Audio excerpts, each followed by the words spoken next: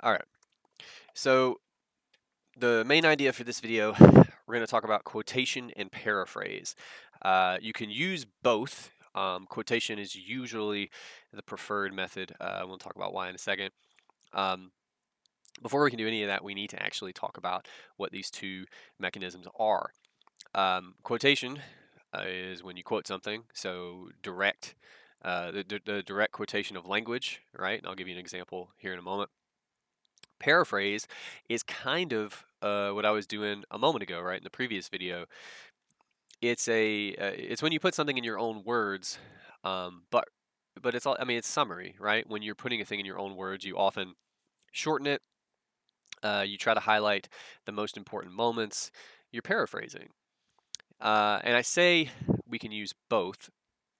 Quotation is preferred, um, I suppose, for two reasons. One, it usually registers as more faithful to the source material, right? Because it's a direct quotation.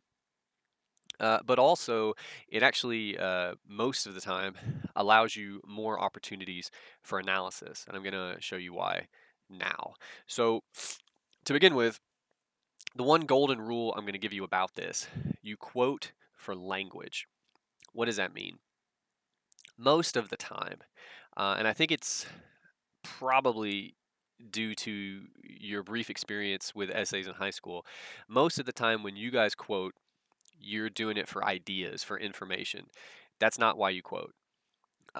So, for instance, in the first 3.5 minutes of the film, which, if you have not rewatched yet, I'm going to ask you I'm going to ask you now to pause and go watch just the first 3.5 minutes of the movie. Go watch it real quick. Go ahead and do it if you haven't.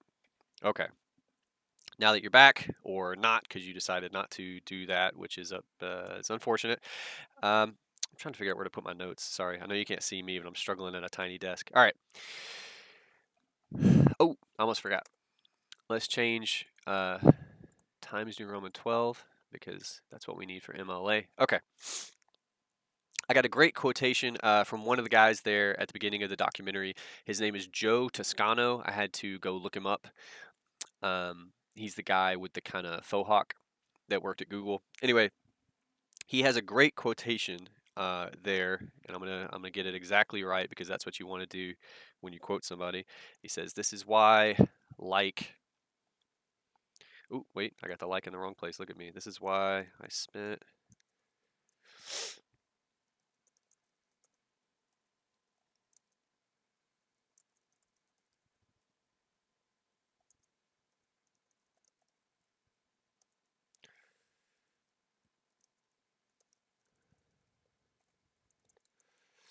All right.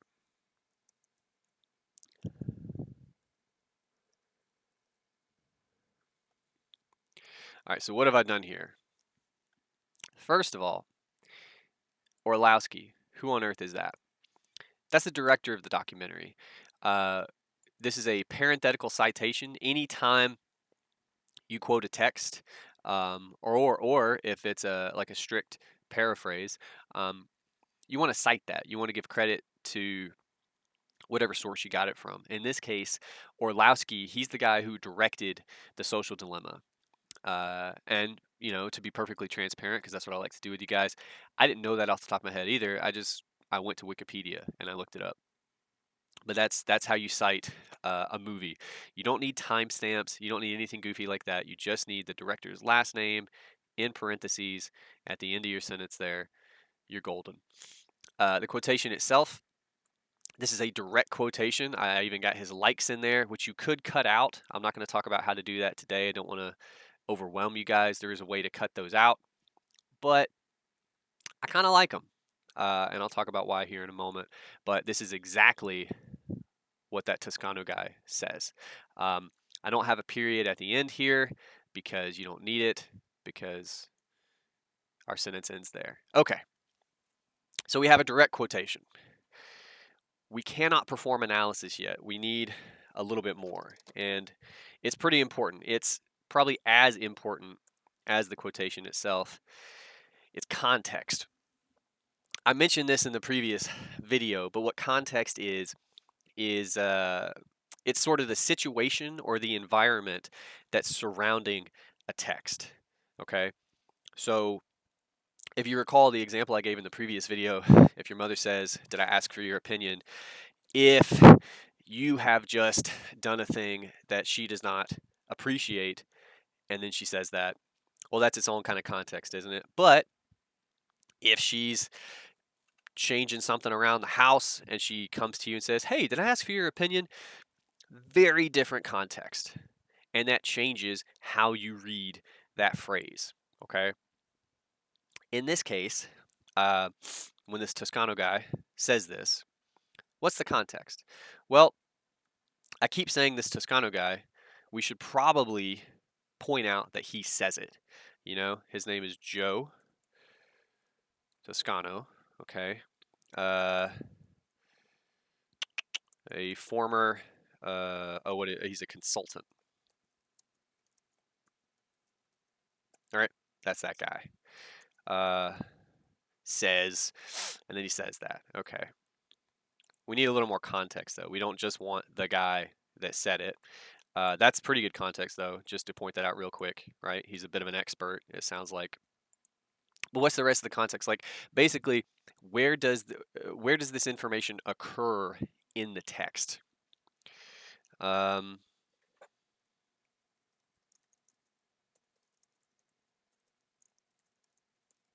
toward the very beginning of the film, um,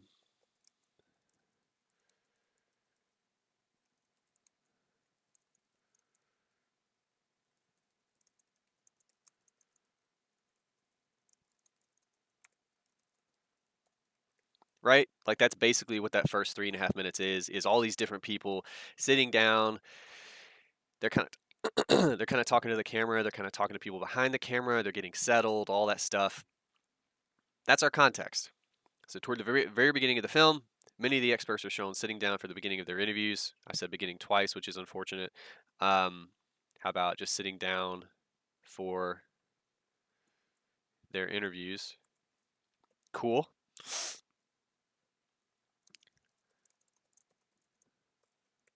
One of these experts, Joe Toscano, a former consultant. See how easy that was, by the way? Cool. A former consultant at Google. Says is a really weak verb. We could probably fix it, but we're not going to. All right. Says this. Great. Let me double check our spacing just because that's weird. All right. That's how you format a quotation, okay? And this is important because this is your homework. So what do we have here? We have the quotation itself inside quotation marks. It is a direct quotation. I have not misquoted him, I don't believe. We end it with a citation and a period, okay? And then we go back and we sorted out the context. This will not always, just for the sake of clarification, be multiple sentences. Sometimes it can just be a sentence. But in this case, two was kind of necessary because the first sentence here lays out the sort of situation in the documentary, right? And then the second sentence actually tells us who said it, who he is. We need all that information, right? The other way to think about context, what information do I, as your reader, need to accurately understand whatever quoted material you're about to give me, right? So if we cut this second sentence, for instance. Oh no. Look at me getting cocky. I hit the wrong thing. Sorry. Hang on. All right. Damn it. If we cut that second sentence, we still know the situation. But now that quotation kind of just comes out of nowhere, right? We have to know who said it. Okay, cool. Conversely, if we cut the first sentence and we just read from one of the experts, that's better, but it still helps. It helps to know when he says it, right? Because that kind of changes things. If this quotation rather, sorry about that. If this quotation rather was part of some larger conversation and it just happens in the middle of it, well, then it possibly reads a little bit differently, right? But one of the most interesting aspects of this quotation to me is that it's like the first thing he says, you know? He sits down and he just says, "I'm scared of lawyers." You're like, "Oh, okay." Doesn't that kind of indicate, and we're not going to get deep into analysis today, but already, doesn't that kind of indicate that this is at the forefront of this guy's mind? Everybody else is sitting down and they start talking about technology and whatever else. But he's really the only guy here in the beginning of the documentary who's like, man, I'm worried I'm going to get sued for this, right? Like, that's interesting. That tells you a lot in a very, very, very tight space. Um, which brings me back to the very first thing I told you guys. You quote for language, not ideas. And here's what I mean. He says, "This is why I spent like 8 months talking back and forth with lawyers." This is the money section of this quotation. I mean, this freaks me out as helpful too, and we could talk about that later. But he spent 8 months talking back and forth with lawyers. That's a long time. That's a long time to talk to anybody.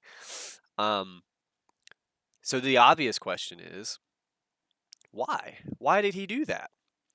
Well, I already said he's, I think, pretty clearly worried about getting sued. Okay, well then the next question is, why? Why is he so worried about that? He must have a reason. And what does that kind of imply about the subject matter? What does that imply about the stakes um, for some of these people, and I suppose some of the companies that they're discussing?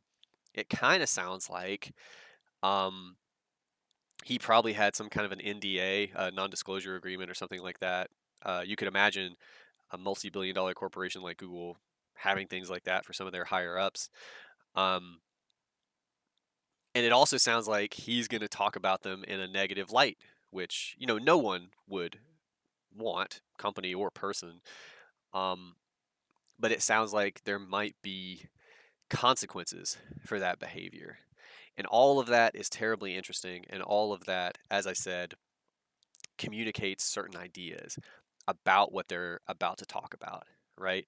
And you get it just with this little highlighted section here, this language. Okay. So you quote for language. Let's give you a different example when it comes to a paraphrase. If you paraphrase for information, right? If I wanted to just take the same example and paraphrase it, which in my opinion would be a mistake, but I'm going to show you how it would work. Uh, Joe Toscano. You could even start the same way. A former consultant. I've messed up. All right. I really, I thought Google would help me actually there. Former consultant at Google. Um,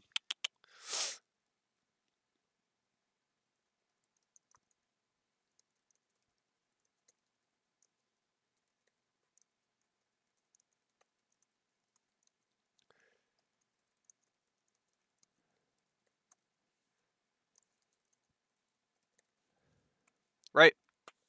I think that's a pretty spot on paraphrase. Now, first of all, it's a paraphrase because it communicates the same information, right? Like that is pretty much exactly what he's saying. However, when you paraphrase as opposed to quote, you lose something. We don't get the 8 months, right? I mean, I guess we could include that in here, but that's going to get a little bit bulky at that point. We don't get specifically, he never says sued, right? He says lawyers. That's not unlike your mother saying, "Did I ask for your opinion?" There's some kind of I think, power in communicating an idea without actually saying that idea. Do you know what I mean? Um, he brings up lawyers and he tells us that he's freaked out about them, and he kind of lets us draw the conclusion about being sued, about legal consequences, right? Um, there's a weird power in that, uh, saying something without saying it. And again, you lose that. All of a sudden, you can't talk about any of that because you've paraphrased it. Okay. Um, so that's why I say, first of all, most of the time, I would say easily 90% of the time, something like that, your evidence is going to be quotations. You're going to be directly quoting sources. Now, a good place to paraphrase, especially in a film, okay, would be when something isn't said. So, for instance, one of my favorite moments in the opening of the film, I already talked about how when Tristan Harris sits down, they kind of just let him sit. They ask if he's like comfortable or something. He's like, yeah, and then his phone goes off and he looks at it. That's perfect. And you probably don't even realize it at the time because it's so early in the documentary, but especially when you look back on it with everything that they talk about, that's amazing, right? Like I can almost see the filmmakers behind the camera going, "Holy, did you get that? Did you get him checking his phone?" Right? Like that's too perfect. Um, there's no way to quote that, yeah, because it's not like he says, "Oh, I'm gonna check," like it just happens. It's an action because it's a film, right? There's going to be all kinds of visual aspects that occur on the screen that you're going to have to describe for us, and that's a kind of a paraphrase because quote you can't quote visuals with words, right? Like that doesn't work. So how do we describe that? Again, we'll say at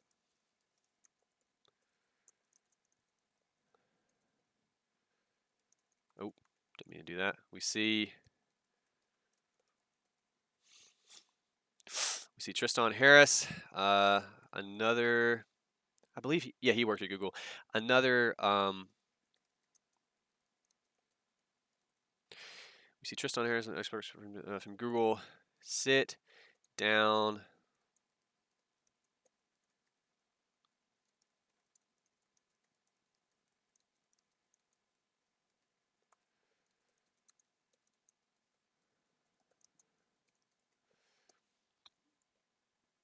Okay. I think that's a pretty decent description of what happens. Now, here, the reason this is a good paraphrase and this is a missed opportunity, again, is because there's nothing to quote here. If you wanted to talk about that moment, because I think it's a pretty cool moment that's worth talking about, you would have to describe it, you would have to paraphrase it. And just for a moment, why would we talk about that moment? Well, the whole movie, especially Tristan, is about to go into how like one of the big issues isn't even just social media. I mean, that's a big part of it, but it's the fact that social media is on your phone, right? It's so accessible. It's so almost insidious, right? Like it's like got its tendrils all through your life. Some of you are looking at it right now. Do you know what I mean? Like for real, it's everywhere in this way that you really can't help but be involved with it somehow. And all these people are here to tell us why it's bad, especially Tristan Harris. And the first thing we see from him after he sits down is him doing it too, right? Isn't that, I mean, again, there's a couple ways to talk about it, but one of the primary ones is, isn't that just a superb example of the kind of thing they're talking about when they talk about like addiction and uh, just the fact that it's everywhere? That's great. And it starts the film. It's they haven't even talked about it yet, and they're showing it to you. You know, um, and we would be able to, if we wanted to, talk about those ideas by paraphrasing that moment, by describing that moment in some kind of a way like this. All right. So this would be just to reiterate the proper use of a paraphrase. If you wanted to do that for some reason, that's when you in a film describe a moment that you can't quote. Right? There's no way to do it. This would be unfortunately not to toot my own horn, but a pretty decent paraphrase, but a missed opportunity. That he says this, and I think when you quote his language, even though we're not going to dive into it as deep as we could today, when you quote his language, you're presented with many more opportunities for analysis, um, and that's where you make your grade. By the way, your analysis is what's going to determine how well you do in the class. So you want to, when possible, directly quote, and you want to do it for language. Last but not least, another way to think about that: not everything is quotable. Okay, um, one of the old sort of systems of measurement my professors gave me way back when. They called it the street corner test. So if you're not likely to hear, like whatever somebody says, if you're not likely to hear that just standing around on a street corner for a little while, then it's quotable. Okay? Another way to consider that, if you were standing outside, say the bookstore, people are walking by, and you just heard somebody say this, it would get your attention, right? Just a little bit. You'd be like, what's going on with that guy's life, right? Like you would be curious. That's a good sign. That tells you there's more going on, which of course is where we step in as analysts and determine what that thing is that's going on. That means it passes the test. So that's how I want you to think about quotations. When it comes to your homework, let's get this stuff off the screen. When it comes to your homework, I want 2 quotations. That's it. Correctly cited, integrated into a sentence, or in this case, sentences. So that's what this would look like. This is one quotation. I've provided the context here in the first 2 sentences, and of course it leads into the quotation here. There's different ways to do this part, the integration, okay? We'll talk about that more as we go, but I want you guys to just take a swing at it for right now. Provide me with the context, as I said, of whatever your quotation is. Do your best to get me a direct quotation. If it takes you watching 20 seconds of the movie a couple of times and writing it down, then do that. You know, when you quote somebody, you want to faithfully quote them. And then, of course, at the very end, your proper citation with the period. That's 1. If I was doing the homework, I would just need 1 more of these right here, and then I'm good to go. That's pretty much it. For your homework, we don't have any other text for this unit. I mean, not like the social dilemma. Let me see. Did I write it down? Yes, it did. So you have this due for homework next time. You also have the rhetorical analysis handout, which is on Coursed-In. I think it's only like 2 pages. It's not long, but for anybody who might feel like they just want a little further explanation on what the assignment is or what rhetorical analysis is, I found a really good handout that's really brief, and I think for the most part does a really good job of kind of breaking down a little more of the details. And of course, we'll dive into that more next week, but I want you with that kind of in your back pocket, so you're more prepared. Anyway, this is the last video for this week. As I said, I hope everyone's well, and this kind of marks the real start of the paper. So work on your quotations, get those as good as you can, and yeah, I'll see you then. Thanks, guys.